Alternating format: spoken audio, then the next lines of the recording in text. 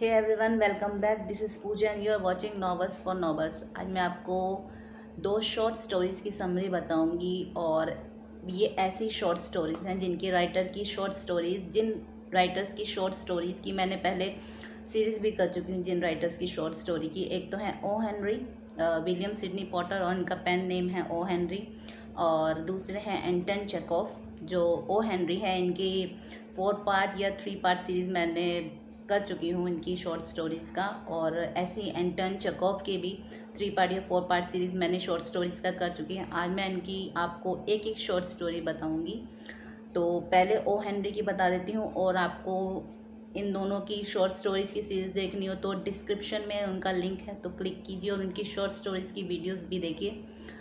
तो जो O Henry हैं, इनकी आज जिस स्टोरी की मैं समरी बताऊंगी उसका नाम है the romance of busy broker. ये 1906 में ये स्टोरी पब्लिश्ड हुई थी। और इनकी द 4 मिलियन जो इनकी कलेक्शन है, शॉर्ट स्टोरी का जो कलेक्शन है, बुक का जो नाम है 4 मिलियन, उसमें ये एक स्टोरी ये भी है, the romance of busy broker. तो जो इसकी स्टार्टिंग होती है वो पिक्चर से होती है। जो पिक्चर है वो ऑफिस में क्लर्क हैं और एक ब्रोकर का ऑफिस है। जो इसका स्टोरी का जो प्लेस है वो न्यूयॉर्क है। वो भी ओ हेनरी की अधिकतर जितनी मोस्टली स्टोरीज़ हैं उन सब का जो प्लेस है, स्टोरी का जो प्लेस है वो न्यूयॉर्क है। तो उसमें ये भी एक स्टोरी है जिसका प्लेस न्यूयॉर्क है। तो जो मिस्टर पिक्चर हैं वो एक क्लर्क हैं ब्रोकर के ऑफिस में। तो उनको दिखाया है कि उनको अपने फेस पे एक्सप्रेशन जो है वो इमोशंस जो हैं वो शो नहीं करने होते हैं। तो लेकिन ये मॉर्निंग है आपकी स्टोरी की, जो मॉर्निंग है स्टार्ट होती है जहाँ से स्टोरी। तो उसमें उनके बॉस आते हैं हार्वे मैक्सवेल। तो उनके साथ उनकी सेक्रेटरी होती हैं लेस्ली। उनको देख के ये जो उनके ये पिक्चर हैं क्लर्क, उनको देख के बहुत खुश होते हैं, उनके पास जाते हैं, गुड मॉर्निंग उनको विश करते हैं। तो जो मैक्सवेल हैं वो अपने ऑफिस में अपने कैबिन में चले जाते हैं। जो लेस्ली वो अपने डेस्क पे चली जाती हैं। इसमें बताते हैं कि जो लेस्ली हैं वो कैसे ड्रेसअप हुई हैं। उन्होंने हैट पहन रखा है, हैट के ऊपर विंग्स है, गोल्डन और ग्रीन कलर का विंग लगा हुआ है। उनका कैसा नाइसली वो ड्रेसअप करके आई हैं, कैसे करके रहती हैं, और ये सब उन्होंने बताया है इस स्टोरी में। ज़्यादा बहुत बड़ी स्टोरी नहीं, शॉर्ट स्टोरी है। तो उन्होंने बताया जो ओ हेनरी की ये स्टोरी है ना, जितनी स्टोरी मैंने पहले भी बताई थी, इनमें एक अजीब सा ट्विस्ट होता है। ऐसा ट्विस्ट जो लोगों ने एक्सपेक्ट नहीं किया होता कि ये ट्विस्ट होगा या आएगा, लेकिन होता है। तो इस स्टोरी में भी है। तो सोच रही हूँ कि आपको बताऊँ वो ट्विस्ट के ना बताऊँ। तो पहले स्टोरी की समरी बता देती हूँ। तो ऐसे उनको बताया कि जो उनकी सेक्रेटरी हैं वो ऐसे ड्रेसअप करती हैं, हैट पहन रखा है उन्होंने। मैक्सवेल जो है अपने कैबिन में चले गए हैं। जो ब्रोकर का ऑफिस है वो मोस्टली हर रोज़ बहुत ही वहाँ पे बिजी होता है। बहुत सारे लोग आते हैं वहाँ पे अपनी बात बताने के लिए, उनसे डिस्कस करने के लिए। कई लोग खुश होते हैं, कई लोग एंग्री होते हैं, कई लोग रो रहे होते हैं। तो बस ये सब बताते हैं, पूरा बिजी डे होता है। तो जो मैक्सवेल हैं वो बहुत बिजी होते हैं, बहुत बिजी ब्रोकर होते हैं। तो ऐसे ही पिक्चर हैं। तो जो उनकी सेक्रेटरी हैं लेस्ली, वो पहले मैक्सवेल के पास जाती हैं, उनके टेबल के पास जाती हैं। तो जो मैक्सवेल होते हैं उनसे पूछते हैं क्या कोई काम है। तो कहती हैं नहीं कुछ नहीं। तो वो वापस चली जाती हैं, वो पिक्चर के पास जाती हैं। तो उनसे कहती हैं कि आपको सर ने कहा था कि किसी और सेक्रेटरी के लिए इंटरव्यू के लिए। तो उन्होंने कहा हाँ सर ने कल मुझे बोला था, तो मैंने बोल दिया है, वो एडवर्टीज़मेंट दे दिए हैं। तो अभी तक तो कोई आई नहीं है इंटरव्यू के लिए, तो शायद ही कोई आए।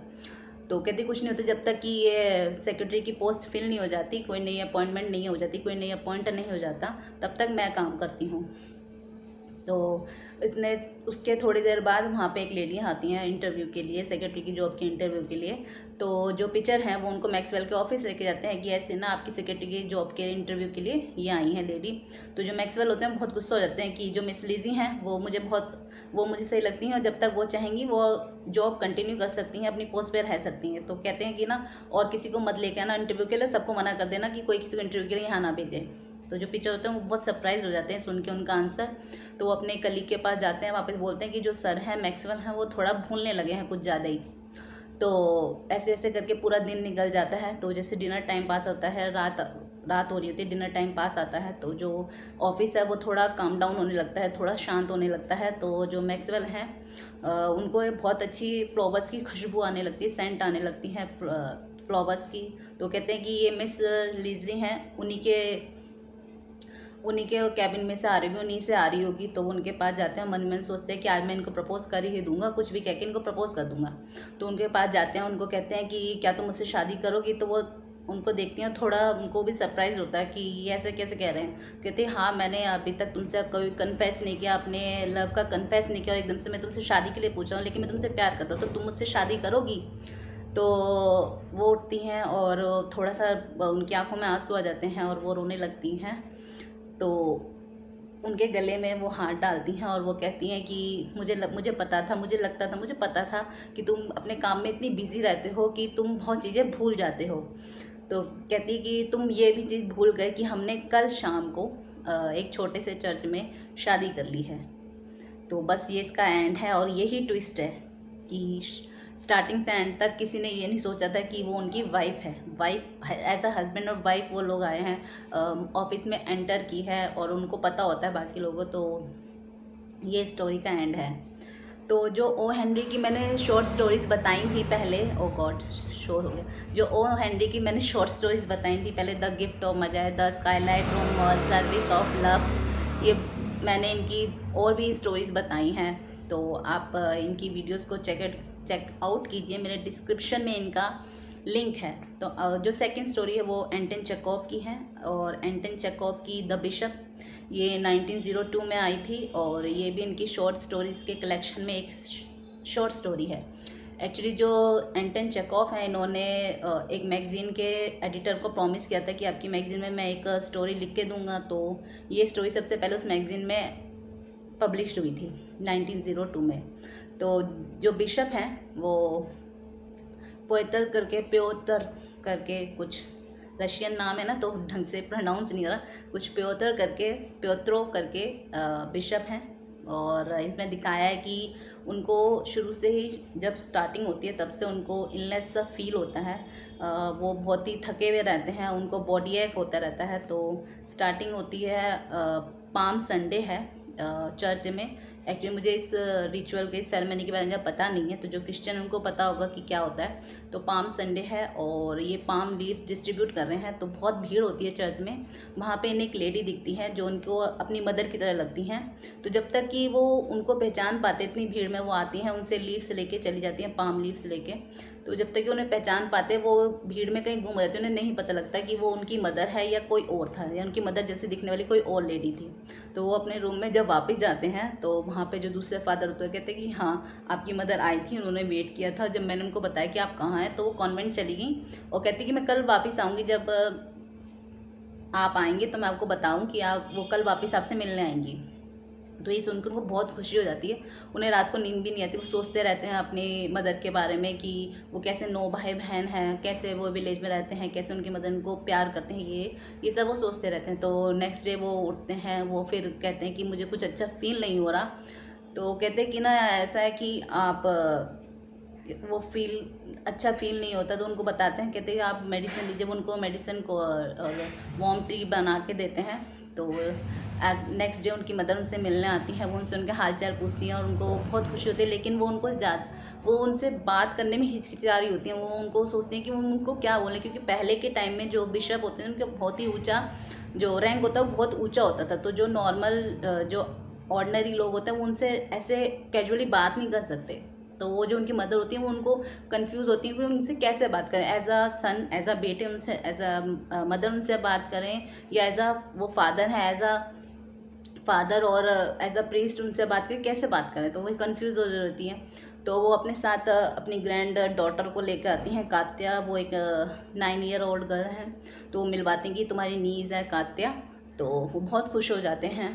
तो जब आने का वो उनकी मदद से मिलके चले जाती हैं और ऐसे ऐसे टाइम निकल जाता है। वो बहुत बिजी हो जाते हैं कामों में, जो बिशप होते हैं बहुत बिजी हो जाते हैं कामों में। ऐसे करते करते उनकी जो हेल्थ होती है वो भी गिरती चली जाती है, उनको हेल्थ इशू होने लगते हैं, बहुत ज़्यादा होने चले जाते हैं। तो एक दिन वो बहुत ज़्यादा बीमार होते हैं, तो उनको डॉक्टर के पास डॉक्टर को बुलाया जाता है। तो जो डॉक्टर होते हैं वो कहते हैं कि इन्हें टाइफाइड हो गया है। तो और उनका काफ़ी ब्लड निकल जाता है, तो इस वजह से वो बहुत पेल हो जाते हैं, बहुत थिन हो जाते हैं।